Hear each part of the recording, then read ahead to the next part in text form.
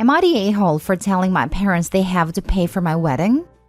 I, female 28, am getting married to a pretty great guy, 32. He is a teacher and he is very happy with his decision to become a teacher while I work for a tech company, and we do pretty well financially. We have been together for 4 years and have finally decided to get married. His parents are happy and mine are overjoyed.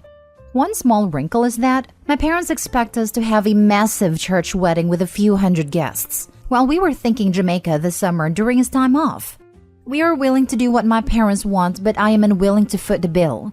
My mom and I met with a wedding planner for an estimate, $35,000 to $45,000. If we go to the resort we have picked out, it will cost like $10,000, and that includes paying for his parents and nephew to join us. My parents know how much money I earn and are insisting that I pay for the wedding myself. But we have been very clear. If they want to show off to their friends, they can pay for it. We even volunteered to throw in the money we would have spent on my in-laws for the destination wedding we want. But my mom says I'm being an a-hole by denying her the chance to see her only daughter married in front of friends and family. I'm not. I'm just not willing to pay for it. My parents can afford to pay for the wedding. It might just mean putting off replacing their car this year. Now for the top comments. Not the a-hole. If they want the $40,000 wedding, then they pay for it. Otherwise, stick to your $10,000 plan. In fact, do that anyway. That's what you and your partner want, and this is your wedding. Paying for someone's wedding means you get a say. By rights, that means not paying for the wedding means you don't get a say. Fair is fair. I never understood that mentality. As a parent, I would want to help pay for my child's wedding simply because I love them and want them to be happy. I would not use it as a leverage to force my desires or ideas on a wedding that's not even mine. That's super controlling in my opinion. Most people start there, but assume their kid will think how they think and get frustrated with the difference between what they assumed and what is happening. It's a pretty self-centered way to parent, and only in rare cases where the kids are genuinely using the money in an inhospitable way do I think there is any excuse to intervene. For example, no chairs for a long ceremony when elderly relatives are invited or in-laws get an amazing table up front, but the paying parents are at the rejects table in the back by the bathroom. That sort of thing. Not the a-hole. If it's that important to your parents, then they can pay for it. But beware of any strings that might come along with them footing the bill. They can have the wedding any way they want if they pay for it. The only thing set in stone is the date. I think they are going to find it difficult to get a venue and the rest set up in the time frame they have. My mother wanted a bigger wedding than I was willing to organize, so she did everything. I got my stress-free day and she got to watch me get married. Bonus, she paid for everything. I just showed up. Even if I had $40,000, I would not spend that amount of money of a wedding. Not the a-hole. Not the a-hole. This is why I eloped. Lol. Honestly, the audacity of your mother to expect a wedding you don't want, and also not want to pay for it is astounding. Do what makes you happy. Don't back down on this. Next story. Am I the a-hole for not giving my newly engaged cousin my grandmother's engagement ring? So, my 22 female cousin Becky, 22 female, got engaged over New Year's. When Becky's fiancé asked my uncle's permission, my uncle offered my grandma's engagement ring. She died when we were 3 because he thought that he had a ring. The ring had already passed through 2 generations to get to my grandmother, so he wanted to continue the tradition. The ring wasn't willed to anyone, nor did she verbally say who she wanted the rings to go to as far as I'm aware. But my uncle thought that he had it because he was the oldest brother. Anyway, it turns out that after my grandma died, in the process of clearing out her flat and stuff, my dad ended up with her engagement ring and wedding band. And over COVID lockdowns, we were having a clear out to see what we could donate to charity shops, and we found the rings with some of my grandma's other stuff in the attic. I asked my dad if I could have the engagement ring because I think it's pretty, emerald and diamond.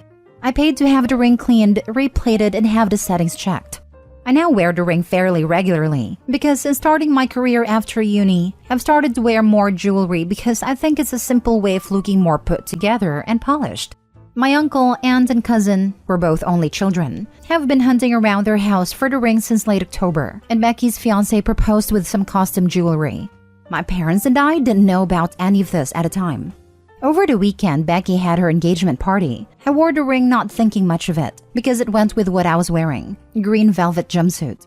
Of course, Becky and my uncle recognized the ring right away, accusing my dad of stealing from under them when my grandma died. He was there first, and my parents did the majority of the packing because she lived closer to us. And then accusing me of wearing it just to spite them, and telling me that I ruined the evening and demanding that I give the ring over. I told them I didn't know they were looking for the ring, and if they had mentioned it to me or my parents, we could have told them I had a ring. I don't want to give her the ring because I consider it my ring, as it ended up with my dad and he gave it to me. I paid for it to be resized, /cleaned, /replated, /settings fixed. It's my favorite / most worn piece of jewelry because I like how it looks and the sentimental value of it being my grandma's. Because I don't really remember her, so it helps me feel connected to her. And my grandma expressed no preference to who the ring went to. They argue that Becky should get the ring because she's the daughter of the eldest son. My aunt is the only girl and currently has no children or plans to get married. And Becky got engaged first, so she should get the ring for that. Not the a-hole. If he didn't know he didn't have the ring for 19 years, he doesn't deserve the heirloom. And not mentioning the missing item to his own brother shows his narcissism of being eldest. And finally, no will? Finders keepers, sister. Keep wearing it in good faith. That was my thinking too. They for 19 years didn't realize they didn't have the ring. When you clear someone's house that you love, you remember what items you took and where they are. At least I do anyway. Would be interested in what a court would rule, as the argument would likely be that it's been safely in your dad's possession for years, was given to you by your dad, and you invested in having it made to fit you and be restored. I would be surprised if a ring was suddenly taken to give to another sibling's daughter who has got engaged first. And Opie acquired a ring in good faith as well. It's passed to a third party who actually spent money on it in reliance of the previous owner's representations. Many common law countries will likely recognize Opie as having some equitable interest in the property. Don't worry about such comments, Opie. This is a bit of a no-a-hole situation. With things like heirloom jewelry, especially something that would be a sentimental piece like an engagement ring, it should be discussed about where it goes. Once your dad found it, he should have mentioned it to his brother and they could have made a decision together. The gems could have been split to make both of you girls a ring, or they could have been kept whole and a determination of where it went could have been made collaboratively. You're now in an unfortunate position where you're attached to the ring, and your uncle and cousin are feeling like this was a bit sneaky and underhanded by your dad. Everyone is allowed to feel upset here, and truthfully, I think either everyone is going to need to be willing to compromise or cut their losses, but there will be an added strain to their relationship. You won't be wrong to keep the ring. We found both Grandma's and Grandpa's wedding bands at the same time, that I got cleaned and replated at the same time. I'm more than happy to let her have those rings. That way, her and her fiancé can have a matching set with a sentimental value. Next story. Am I the a-hole for not being able to pay for my parents' mortgage? My parents didn't buy a house when I was younger as my family couldn't afford it, so we lived in a rented house all the time. My dad used to work mostly lowly paid jobs, and my mom never really wanted to work. I moved out of my parents' house when I was 18 and started working full-time in 2019 and moved in with my boyfriend. My boyfriend had a deposit for a house at a time and asked me to put down my name on the house and mortgage, about half the payment. We bought our house in 2020 and it was relatively cheap. Since I got a house, my parents have been accusing me that I don't help them financially. They kept on persuading me to get a mortgage in my name for them. I kept on refusing as I didn't want to take another mortgage in my name and put myself in more debt. That's if the bank would even allow me to have more than one mortgage. Anyway, my parents got the hint that I won't get a mortgage for them. So, they both decided to work as many hours as they could to qualify for a bigger mortgage. My dad would always call me and guilt-trip me that my mom is only working because I wouldn't help them. To be honest, I felt like even if I applied for the mortgage and somehow got it, then I would have to pay for it as well, which I clearly couldn't afford. Last year, they saved up enough to put down a deposit for a house. They went and bought a new build, which tend to be more expensive as well. They moved in the house last month. Since then, my mom decided that she doesn't want to work and keeps on calling to help them to pay for their mortgage. Both of my parents keep on insisting that I should pay at least half of it, which is about £600 a month. I keep on telling them that with everything going up in price, I barely have anything left at the end of the month, and I won't be able to pay.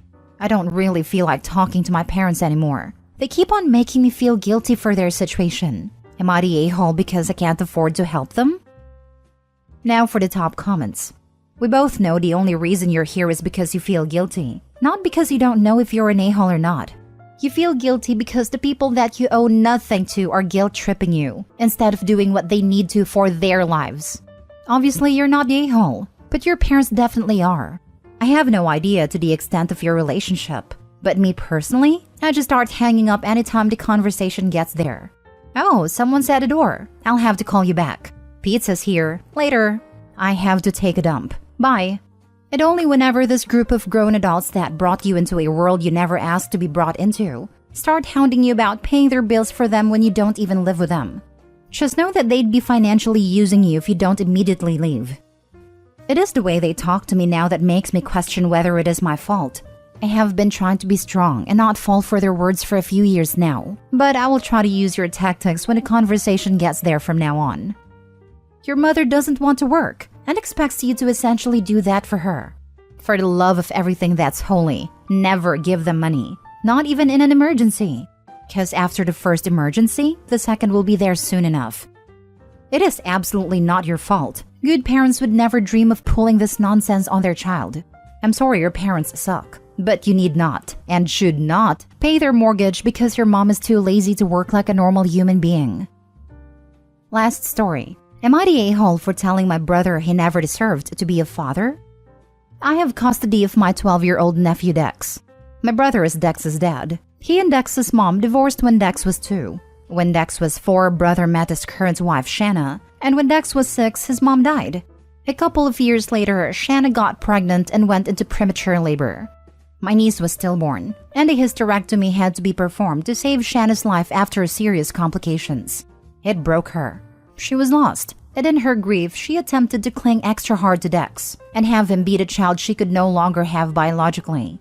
But Dex was not Shanna's biggest fan, and he did not want to just sit with her all the time and pretend she was his mom. My brother decided Shanna should adopt Dex. He was so hard on Dex for wanting to hang out with friends or for being in his room instead of around Shanna. She became more and more possessive of Dex. My husband and I noticed, and we stepped in to try and help. But my brother became angry and kicked us out and told us we were not helping Shanna. For several months, Dex was cut off from the rest of the family and went through a lot at home. In the end, he had a huge outburst in school, and CPS became involved. And from there, Dex was removed from my brother and placed with my husband and I. It was supposed to be temporary, but my brother failed repeatedly to change how he treated Dex. At that point, he was treating his son like he was the worst person in the world. Dex told me his dad called him evil after everything that happened with Shanna. He even told him he'd hate Dex forever for not helping her, when he could easily.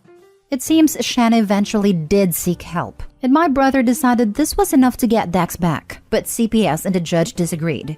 He then cornered me at Christmas and told me that he deserved to be back in his son's life, and that we were punishing him for parenting decisions that many others would make in his shoes. Meaning trying to force his kid to become his wife's kid, to gloss over the loss of her own child and her ability to have a child in the future. I told him he didn't deserve to be a father after the way he treated his own child. I told him Dex should have always been at the forefront of his mind, that he never should have verbally mistreated him for not faking things for Shanna. I said as a husband, he should have gotten her some real, professional help. And he should have supported his son in saying he didn't want Shanna to become his new mom, instead of calling him evil. Instead of telling him he was disgusted with him or comparing him to a historical figure who was responsible for the deaths of so many people. This actually happened on multiple occasions. I told him he should be ashamed of himself and leave Dex to live a happier and healthier life without him. My brother was furious. He even attempted to confront me again at work. A friend of his actually told me I should have been more understanding, and even if I'm angry, it was too harsh to say he didn't deserve to be a father. Am I the a-hole?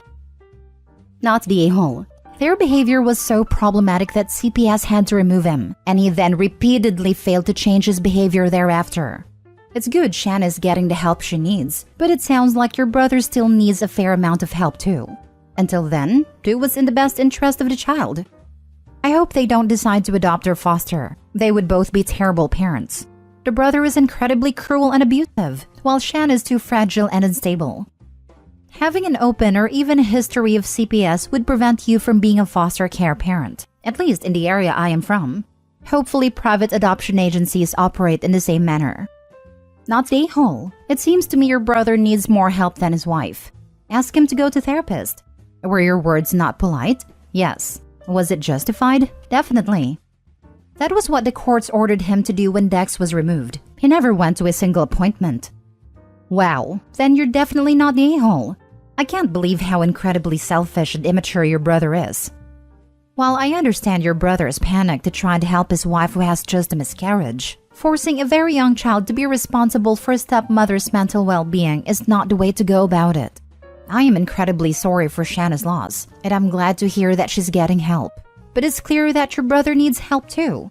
I do think that a gentler conversation should be pursued about him getting help, from you or from friends/relatives that he's comfortable with. That being said, you're not wrong to want to protect Dex from it all.